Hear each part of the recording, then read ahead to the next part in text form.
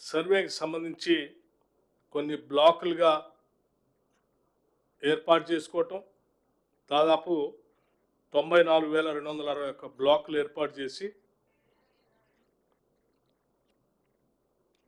94,863 మంది ఎన్యూమరేటర్స్ని ఏర్పాటు చేసి 9,628 మంది సూపర్వైజర్స్ని ఏర్పాటు చేసి ప్రతి జిల్లాలో అడిషనల్ కలెక్టర్కి నోడల్ ఆఫీసర్గా పెట్టి ఆ పైన జిల్లా కలెక్టర్లు నిత్యం పర్యవేక్షణ చేసేటట్టుగా,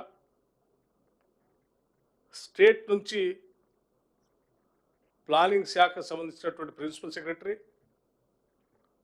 ఆ పైన చీఫ్ సెక్రటరీ గారు, హైదరాబాద్ కలెక్టర్గా ఉన్నటువంటి వారు అందరూ కలిసి నిత్యం వీళ్ళందరికీ ఆ సర్వే చేయటం కోసం కావలసినటువంటి ట్రైనింగ్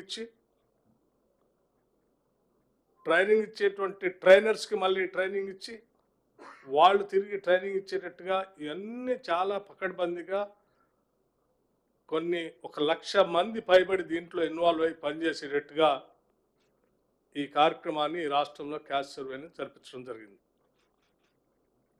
సో ఈ క్యాస్ట్ సర్వే జరిగే ప్రతి సందర్భంలో కూడా మొదలుపెట్టినప్పుడు మీ అందరితో ప్రతి సందర్భంలో కూడా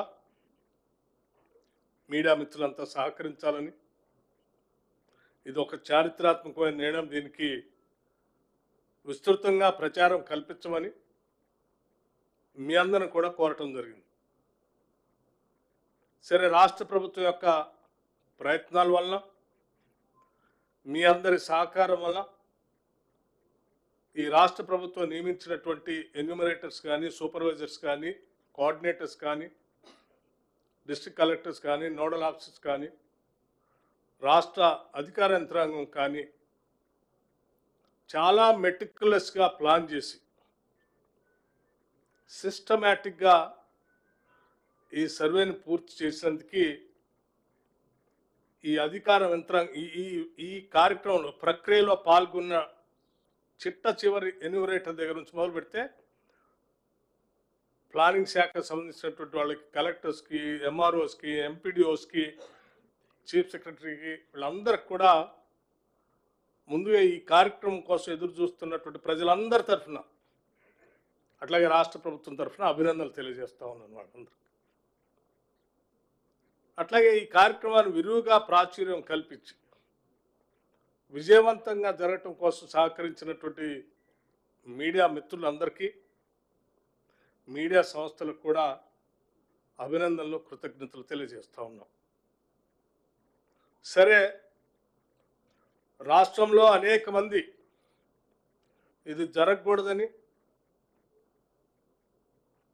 కొద్దిమంది కుట్రదారులుగా ఉన్నటువంటి వాళ్ళు అనేక రకాల ప్రయత్నాలు చేసి వీటిపైన తప్పుడు ప్రచారం చేసి ప్రజల్ని పాల్గొనొద్దని పిలిపిస్తే కూడా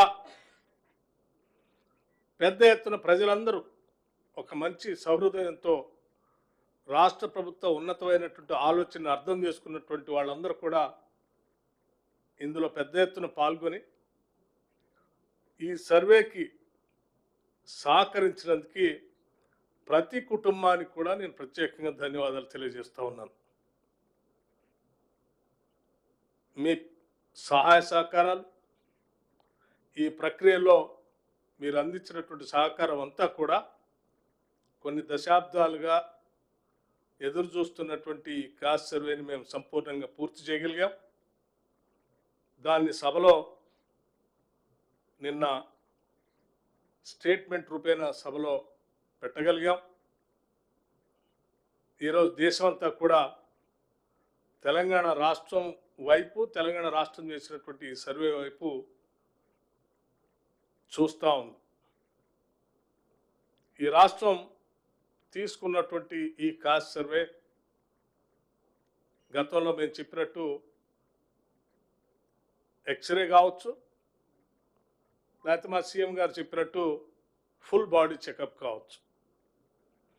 ఈ పూర్తిగా ఫుల్ బాడీ చెకప్ని రాహుల్ గాంధీ గారు చెప్పినట్టు ఎక్స్రేని పూర్తిగా ఇవాళ రాష్ట్ర సమాజం సంబంధించి మొత్తం సమాచారాన్ని వాళ్ళ సేకరించి సంపూర్ణంగా చేయగలిగాం.